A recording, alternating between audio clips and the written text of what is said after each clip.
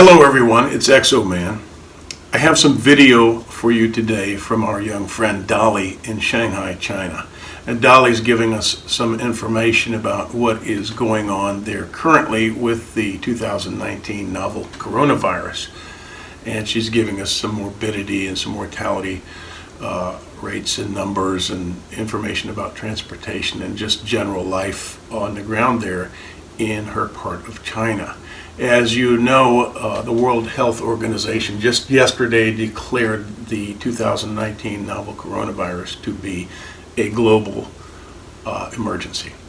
So you also may know that it's pandemic now, basically meaning that it has spread to multiple countries around the world. Now, I'm of course expecting the best, and hopefully we'll see containment here in the States. We have, 6 or 8 cases, and the numbers are changing rapidly. The numbers out of China have been changing, escalating every day.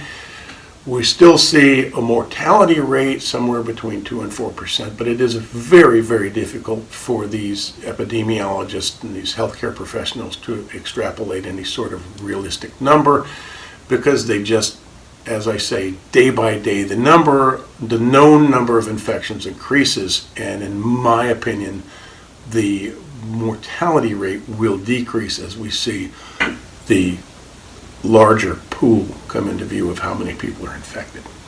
So what does this mean to us here at home? It just means that we are going to need to observe precautions, particularly if you are elderly or if you're a person with a compromised immune system.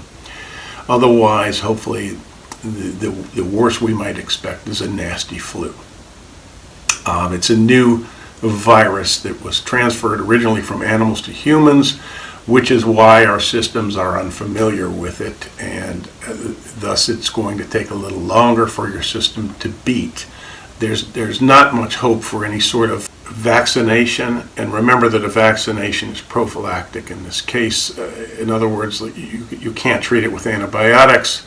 You can, if you did create a vaccine in time, you could, in theory, give it to people to prevent them from getting the virus in the first place, but you can't treat it with antibiotics. And so there we are. So hopefully, as I say, the virus will be contained in short order here.